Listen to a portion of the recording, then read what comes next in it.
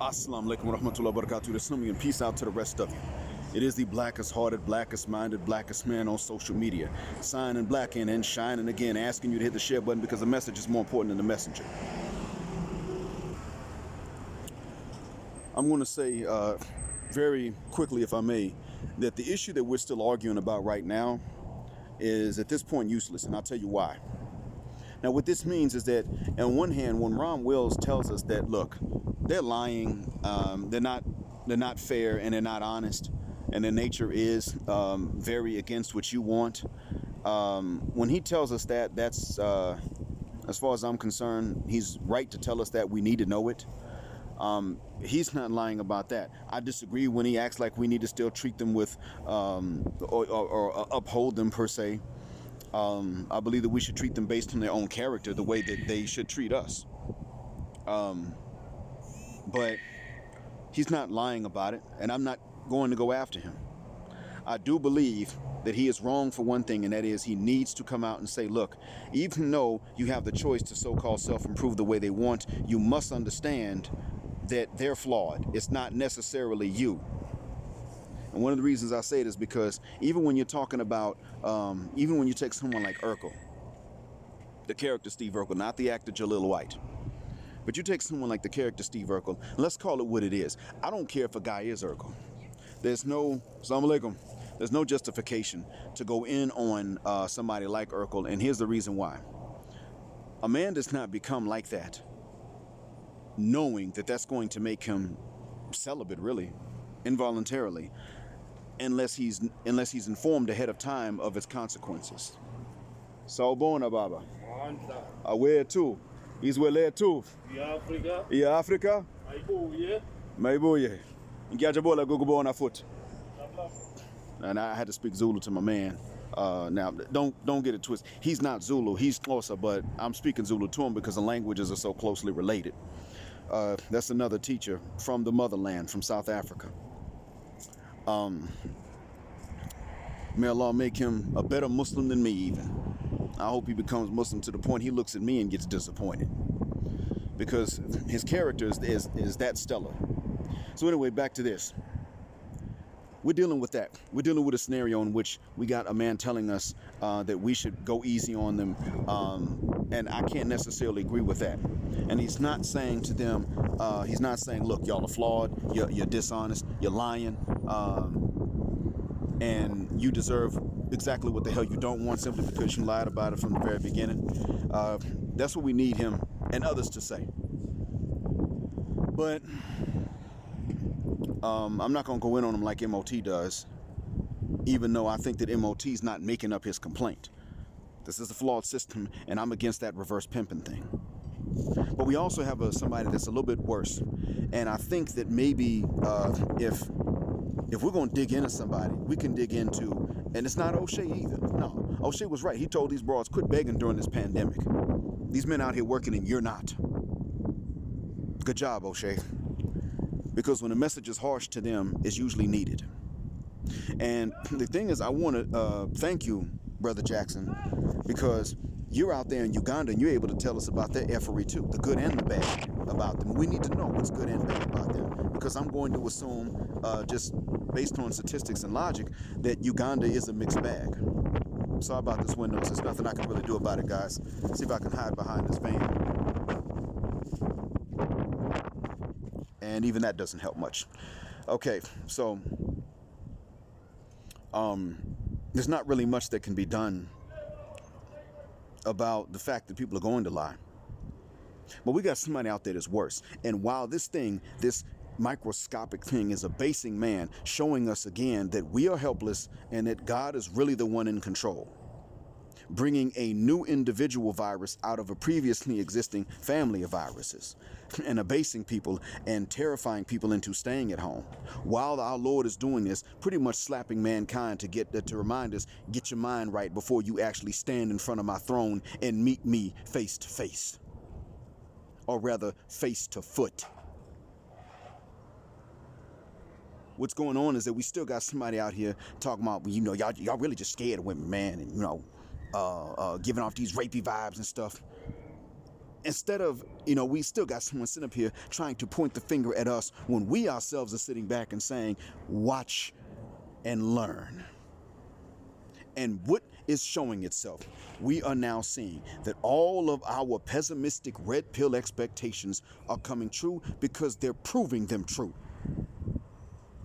These things don't come true and wind up being the case just on a whim, just because we want them to.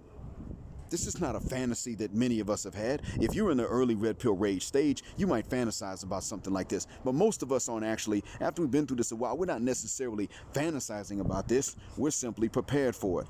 We're simply expecting it to happen. Is this nigga really just talking to himself?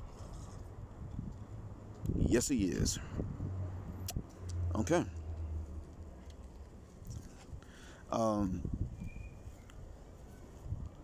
All right, he's about to get arrested after this curfew, because this curfew is going to be in about 45 minutes.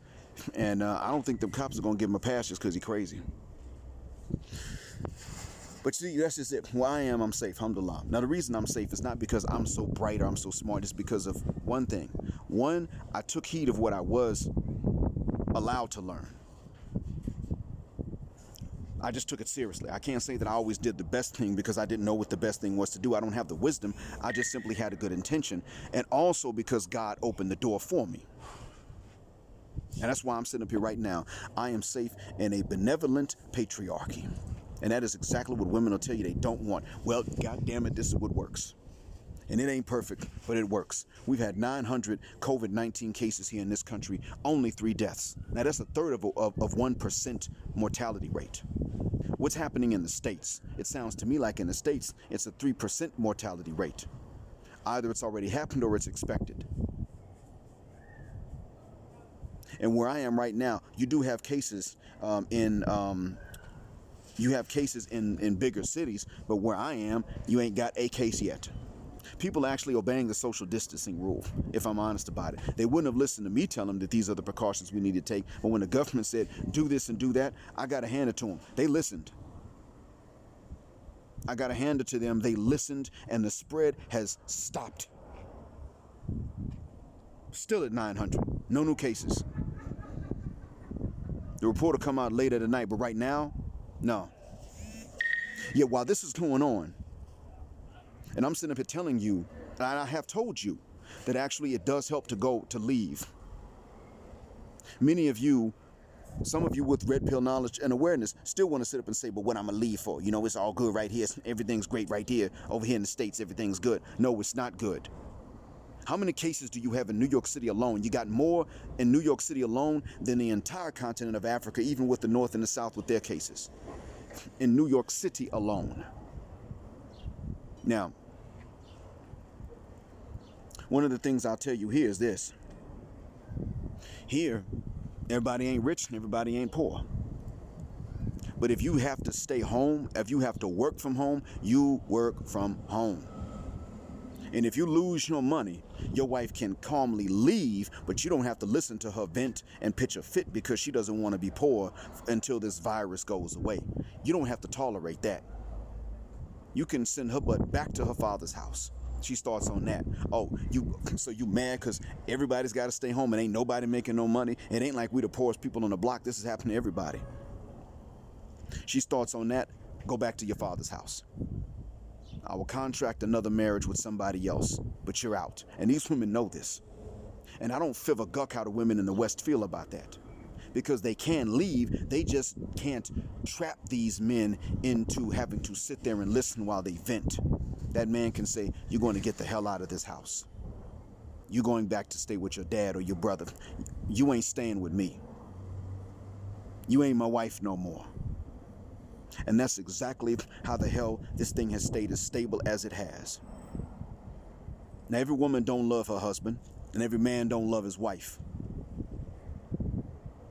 But one of the things I have not heard about here is marriages going up or down, nor divorces for that matter. But stateside, we still got some guys that want to sit up here while this is going on and showing us who these bees really are. They still want to sit and point the finger at us. Putting out videos trying to tell us that it's all what we're doing. like we got some buttons to control them or something like that. If we had buttons to control these women with nigga, we wouldn't be getting this kind of treatment. Most men are getting it. Ron Will said himself only 40% of men generally reproduce. Other studies were like 50%. The bottom line is that at the end it comes down to this: the majority of women have gravitated, or they've gone towards the minority of men. 40% of men reproduce. I thought it was 50 and it's 40. Okay, so if that's what it is, then that means that more than half are unattractive to any woman that's attractive enough to give a guy a boner. That's what that means. That's not something on the men. Because even you would think that this would have weeded out all the ugly guys and all the unattractive men. You would think that that's what it would have done if this Darwinian idea was so correct. Survival of the fittest. Okay, we would have gotten past that point. We haven't. That's not what's happened. Every generation to keep doing it. And this is what I want all of you, including Ron Wells, to understand. You want to sit up and talk this mess. Number one, we're already past that right now. We're in a pandemic. Number two, if all of us did the same thing and went to the gym, they would simply turn around and raise the standard again and move the goalpost so that they would be right back to eliminating 60%. That's what would happen. You want to change those numbers? It's real simple. Watch this pandemic. Let it do its work. That's what you do. You want to change it? It's simple. You don't oppress these women, but you do put measures in place to where they do not control you. And that if they want to be with someone, they are going to be with a realistic flesh and blood man, even with his human errors and weaknesses, just like he has to accept from her, or she can stay by her goddamn self and play with a clitoris every night. That's what you do. Foot on neck, not to crush their neck, but to stop them from doing this stuff to you. Because we've already seen what happens when they can. O'Shea posted another video where a Muslima, Somali, with a hijab on was talking about what the game is like. My wife saw that and was horrified. She said, I knew that this existed, but I didn't realize that it had come to the East African community for the most part. She also said to me, I can tell you that if a parent see this, they're going to beat her. Unless she's merely telling men what to avoid. Because we only saw the clip that we could see on his channel. If she was telling men what the game is and how to avoid it, or what can happen if they make the wrong decisions in women, then good and well. But if she was trying to give women the game and tell men we have this power over you, nan, and boo-boo, even her own people don't want to be around her. And she's talking this stuff during a pandemic. Are you insane? A lot of these men are looking at men before the pandemic. We already know because we're the guys who were telling them to do it. We were looking before the pandemic and saying, I ain't having no babies with none of these broads. Matter of fact, you got more men willing to marry with no kids than you have men that are willing to have kids. In other words, you have men that are willing to marry, but just as long as they don't have kids and as long as they're not taking care of her. You got men looking and saying, yeah, because that's going to put me on the hook for alimony and child support, and I'm not doing that. So I'm marrying under conditions that I would not be eligible to have to pay alimony or child support. That's what you got going on. You got divorce rates or divorce petition rates going on right now. Divorce filing rates going on. The judgments haven't come out yet, but you've got these divorce filing rates coming out now because of this quarantine. Because some dumbass white thought said he literally can't go anywhere, so bring up all the issues. That's because nobody told her, no man or woman told her when she was younger, that she's really not worth all that. That she's worth absolutely no more than what the man is. And most of us would say she's not even worth what the man is worth. Now this pandemic is actually done the reverse.